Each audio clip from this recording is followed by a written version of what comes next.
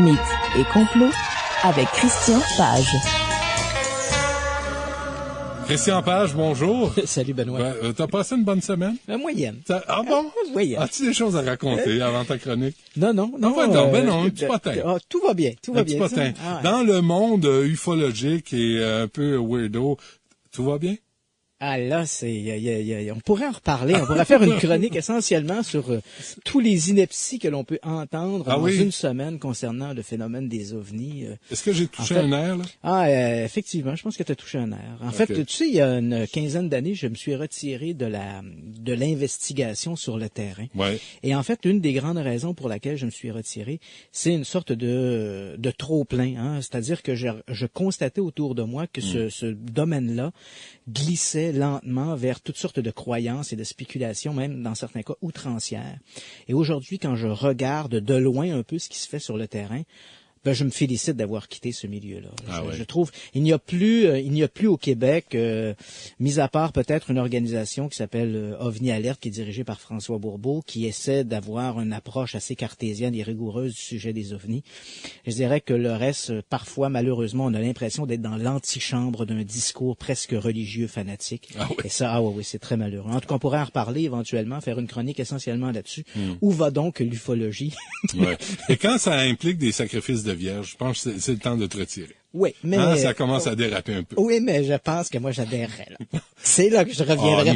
Non, c'est pas là. C'est là que je reviendrai. Fais-moi pas un Charlie Sheen, là. Tu vas pas dire des choses comme ça. Bon, parle-moi ton premier sujet, c'est une conspiration, laquelle? Oui, on revient encore, puisqu'on parlait d'OVNI, parlons de conspiration. On fait encore une fois un peu ce tour de l'actualité. La semaine dernière, l'ancien ministre canadien de la Défense, l'honorable Paul Allaire, s'en est pris ouvertement aux politiques du gouvernement américain qui l'accuse de maintenir une forme de conspiration du silence sur la question des ovnis. Donc, un discours qu'on connaît bien. Il a ajouté qu'il était persuadé que l'armée américaine jouissait aujourd'hui de technologies de pointe découlant de leur étude d'engins extraterrestres, sans doute récupérés lors de crash, comme le célèbre écrasement de Roswell survenant en 1947 dans le désert du Nouveau-Mexique. Ouais. Donc, pour les gens qui ne connaissaient, les gens qui auraient été absents de notre planète au cours des 20 dernières années, rappelons ce qu'est ce crash de Roswell. Juillet 1947, de leurs propres aveux, l'armée américaine reconnaît avoir récupéré les débris d'un disque volant, dit-on dans un communiqué, et ces débris-là ont été amenés à la base de Roswell. Avec les années, cet incident-là est devenu un peu le saint graal des amateurs d'OVNI et qui, eux, évidemment, soutiennent que ce disque volant n'était rien d'autre qu'une soucoupe volante et on aurait récupéré non seulement le disque, mais également ses occupants. L'armée américaine, de son côté, elle est revenue sur le sujet il y a quelques années en disant que l'objet en question n'était rien d'autre que les débris d'un ballon top secret du nom de projet Mogul. Quoi qu'il en soit, revenons à notre ancien... Oui? Mais ailleurs, je viens d'aller sur Wikipédia, la magie d'Internet, comme si j'étais pas un sans dessin. Il y a des femmes tout nues là-dedans. Non, là. Il y a des ovnis tout nus. Elliott était ministre de la Défense nationale dans le cabinet de Lester B. Pearson. Oui, en 1963. Là, écoute, il a quel âge, le pauvre monsieur? Il a 87 ans aujourd'hui. Mais là, est-ce qu'il a encore sa tête? Oui, il a 87 ans. Apparemment, il a toujours sa tête. Il est toujours actif, notamment lorsqu'il est toujours un peu conseillé auprès du gouvernement lorsque l'on parle de réforme monétaire et notamment des crises au Moyen-Orient. Il y a une photo de lui tout nu, c'est vrai, t'as raison. À 87 ans ou à 35 ans? À 87 ans, c'est moins On l'imprime! Donc, Allaire, comme tu l'as mentionné, qui était dans le gouvernement de Lester B. Pearson, avait été chargé à l'époque, en 1963, d'unifier la Royal Canadian Army, l'armée canadienne de terre, la Marine royale canadienne et l'armée de l'air dans une seule organisation qui est devenue aujourd'hui les Forces armées canadiennes. Donc, Allaire, il est allé de ses déclarations la semaine dernière lors d'un congrès sur les ovnis. Il se tenait à Scottsdale. Ah, c'est la semaine dernière qu'il a déclaré ça. Il a déclaré ça donc à Scottsdale, en Arizona. Il faut dire que même s'il a déclaré ça la semaine dernière, c'était pas la première fois qu'Alayer y allait de déclarations semblables. Hein. En 2005, il avait déclaré que les ovnis étaient aussi réels que les avions. Bravo pour Air Canada. Et 2 ans plus tard, dans une entrevue accordée aux Ottawa Citizens, Il avait demandé à ce que les grandes autorités mondiales rendent public tout ce qu'elles savaient sur la question des ovnis et des extraterrestres, et ça de manière à ce que grâce à cette technologie-là, on puisse enrayer les grands problèmes climatiques. Okay. Donc, rien de moins. Alain, comme je l'ai mentionné, 87 ans, a lui-même reconnu qu'il avait vu l'an dernier, en compagnie de sa femme, un ovni, alors qu'il était à Toronto. Mon Dieu! on rit dans cette chronique. Ben non, mais bon, voilà, il avait déclaré qu'il avait vu un ovni, donc, l'an dernier à Toronto. Et, de ses propres aveux, cet objet ressemblait à une étoile. Pendant le G8, ça? J'imagine. Le G8 pour les octogénaires. Quoi qu'il en soit, il disait que cet objet-là ressemblait à une étoile qui sautillait dans le ciel, mais dont les déplacements étaient tellement erratiques que tout ça excluait la possibilité qu'il puisse s'agir d'un avion. Donc, mais malheureusement, il faut bien l'avouer, là, soyons sérieux un peu, lors de cette déclaration qu'il a fait à Scottsdale, Alain n'a fourni aucune preuve de ce qu'il avançait, hein. C'est-à-dire il a simplement exposé ses propres croyances. Il a lui-même reconnu que durant l'époque où il était ministre de la Défense, il n'avait vu aucun dossier d'OVNI important lui passer entre les mains. Et encore là, il avait spéculé en disant peut-être que les dossiers importants étaient relayés à des autorités supérieures. Mais bien sûr, il n'a pas étayé cette affirmation-là. Donc, c'était l'époque, en 63, on virait fou. Oui, en 1963, faut pas se le cacher, c'était un peu l'âge d'or. Hein, les années 50 et 60, ça a été un peu l'âge d'or des OVNI. Mais d'ailleurs, lui-même reconnaît qu'à l'époque où il était ministre de la Défense, il n'a pas vu de dossier important concernant ce sujet.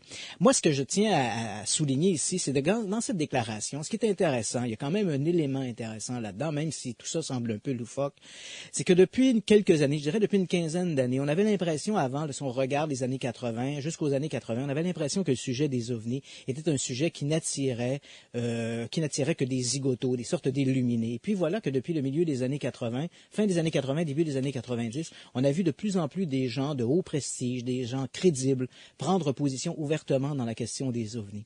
Et ça, déjà, on voit un peu un changement de mentalité, et même si les preuves sont parfois un peu manquantes, le fait que ce changement de mentalité amène des gens importants... Christian, les preuves sont totalement manquantes. Tu m'arraches les mots de la bouche. Ils sont pas un peu manquantes, sont totalement manquantes. Effectivement, c'est-à-dire qu'on est en présence d'un phénomène qui, même l'armée américaine, c'est bien important de le souligner. Souvent, lorsqu'on essaie de faire un nivelage par le bas, on nous dit, bon, l'armée américaine a étudié la question des ovnis et on dit que les ovnis n'existaient pas. Ce n'est pas ça qu'ils ont dit.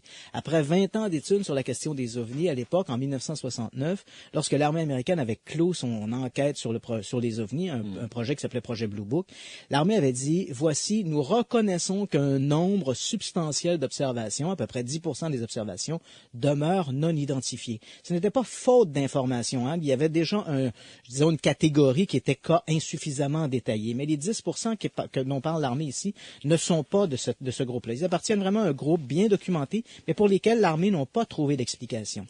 La deuxième notion qu'ils ont dit toutefois, et c'est là qu'est le bémol, c'est qu'aucune de ces observations, même si elles demeurent non identifiées, ne permet d'affirmer que nous sommes visités par des extraterrestres.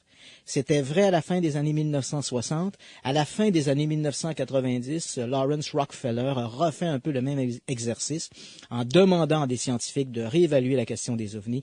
Et les scientifiques avaient pris la même position, c'est-à-dire, oui, il y a des dossiers bien documentés, des dossiers intéressants, mais de là à affirmer que ces anomalies aériennes soient des preuves que nous sommes visités par des extraterrestres, il y a loin de la bouche à la coupe ou de la coupe à la bouche. C'est comme tu voudras. J'ai rien dit. Tu veux me parler aussi des gènes extraterrestres? Ben oui, puisque nous sommes déjà dans les extraterrestres. Le 22 février dernier, le journal The Canadian, une publication qui se consacre aux idées progressistes et à la contre-culture, a publié un long, très contre-culture, a publié un long article à saveur scientifique annonçant que les êtres humains pourraient bien avoir des gènes d'origine extraterrestre. Bon, là, je vois déjà, tu sais, comme dans les westerns, le petit buisson qui passe en entendant le vent, là. Je vois ça passer dans ton regard.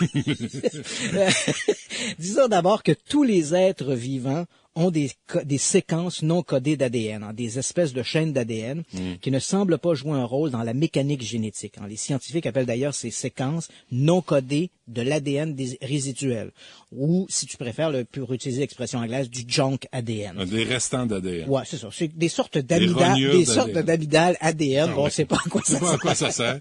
Là, ça prend de la place. Voilà. La plupart des généticiens croient d'ailleurs que ces séquences non codées seraient des résidus de nos stages d'évolution.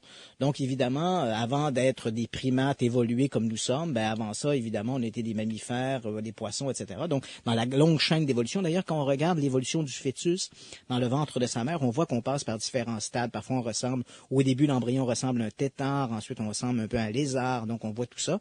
Et je sais que ça semble un peu bizarre de dire ça, mais bon, des séquences résiduelles de cet ADN pourraient provenir de ces éléments d'évolution. Donc, la semaine dernière, des chercheurs du Human Genome Project, un groupe de chercheurs qui travaillent au décodage du génome humain, ont annoncé que 97% des séquences résiduelles de ce junk ADN pourraient bien être des vestiges de notre évolution, pourraient être autre chose que des vestiges de notre évolution, dis-je, mais plutôt de l'ADN d'origine extraterrestre. Bon, évidemment, tout ça fait titiller, mais d'après ces chercheurs, ces séquences d'ADN résiduelles semblent en effet se compléter en elles-mêmes, comme si elles étaient auto-interdépendantes ou non dépendantes de notre propre ADN. Et pour ces scientifiques, il semble y avoir une indication que notre code génétique pourrait avoir été modifié il y a très longtemps par des extraterrestres. En fait, l'un des chercheurs, le professeur, je vois ton scepticisme. Non, mais... Le professeur Cham Chong, responsable du projet, va même plus loin.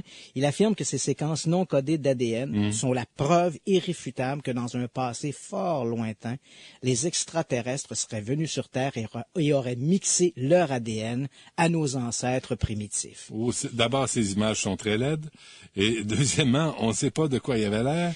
Non. Et troisièmement, comment il peut affirmer ça? Je comprends pas. Ben, parce qu'il y a ces résidus ADN, ça reste un peu complexe, mais inutile de dire que cette affirmation-là est loin d'avoir soulevé l'intérêt ou l'unanimité dans le milieu scientifique, hein. Okay. Mais ça a été quand même bien accueilli par les gens qui croient effectivement que dans le passé, les extraterrestres sont intervenus dans l'histoire humaine. Tu sais, il y avait d'ailleurs un scientifique qui s'appelle Leslie Howard qui a publié récemment un ouvrage qui s'appelle If in Doubt, Blame the Alien.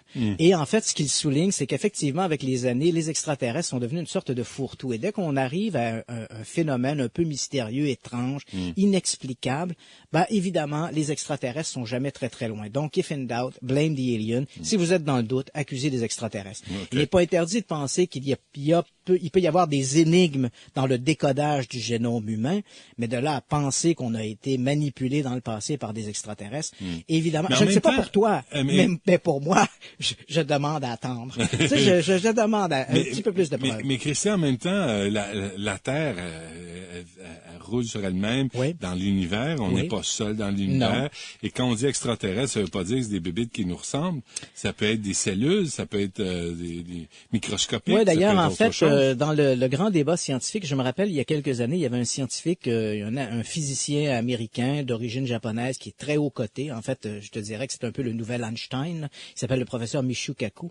Et lorsque je l'avais rencontré il y a quelques années à New York pour faire une entrevue, Michio Kaku me disait, je suis pas fermé à l'idée qu'on soit visité par des extraterrestres. L'idée qu'une civilisation hyper développée dans l'univers puisse développer des moyens de communication, que ce soit par radio, par onde ou même physique, se déplacer d'un point A à un point B, que ces gens-là puissent nous visiter. J'ai pas de problème à ça. Je suis assez ouvert à cette question-là. Là où je titille, c'est lorsque l'on me raconte que ces gens-là ont vu des extraterrestres, 2 bras, 2 jambes, une tête. Là. En fait, des extraterrestres qui nous ressemblent à notre image. Ouais, donc c'est un comme peu Dieu. Ça. Oui, mais... On a créé des extraterrestres comme Dieu à notre image. Oui, ou Dieu nous a créé à son image, créant des extraterrestres comme à son image à lui. OK, donne-moi une seconde, je vais réfléchir à ça. Pendant la pause, on revient avec Christian Page.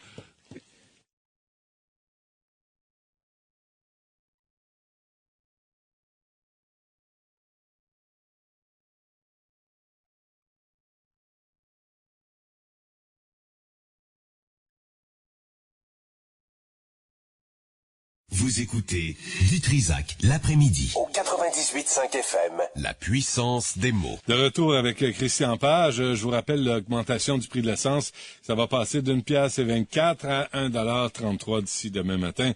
Vous avez besoin de faire le plein. Si vous êtes en vaisseau spatial, faites un croche, faites le plein. Un stationnef, comme disait Stromgol. Un stationnef. Un stationnef, il y a que 2 places, ouais, d'accord, c'est correct. Invisible prédateur, c'est quoi ça? Ben oui, effectivement, depuis quelques jours, la presse mexicaine s'est fait l'écho de toute une série d'agressions rapportées sur des animaux de ferme dans le nord du pays. En fait, le 16... Ben oui. Le 16 février, en fait, 12 moutons ont été tués et une dizaine d'autres blessés sur une ferme à Estacio de Terrazas, dans le comté de Chihuahua. Les bêtes tuées ont apparemment été attaquées par un animal inconnu qui les a mordus à la gorge avant de boire tout leur sang. Oh! Et oui. C'est pas ça qu'il fait. Aïe, aïe, aïe. Une autre attaque semblable est survenue le 21 février, toujours dans le comté de Chihuahua. Là encore, l'animal inconnu s'est attaqué aux moutons. 20 bêtes ont été tuées et 25 autres blessées. Comme dans le cas des premières agressions, le prédateur inconnu a littéralement vidé ses proies de leur sang. Et comble de malchance... Mais vidé, là. Vidé, oui. Et comble de malchance, à la paille. Et comble de malchance, une troisième attaque s'est produite quelques jours plus tard, mais sur les terres du même fermier qui avait subi la deuxième attaque de la bête. Et cette fois-là, le monstre vampire a tué 15 autres moutons. Ça coupe un cheptel. Ça coupe un cheptel. Ben oui. Même toujours dans le Chihuahua. Toujours dans le comté du Chihuahua. Et même s'il n'y a eu aucun témoin oculaire aux attaques, les villageois accusent ouvertement le Chupacabra d'en être responsable. Alors, le Chupacabra. C'est quoi ça? Qu'est-ce que c'est que ça? En fait, le Chupacabra... Toujours dans le comté de Chihuahua. Toujours dans le comté de Chihuahua, dans le nord du pays. Oui. Et le mot Chupacabra, en fait, en espagnol, une traduction littérale veut dire le suceur de chèvre.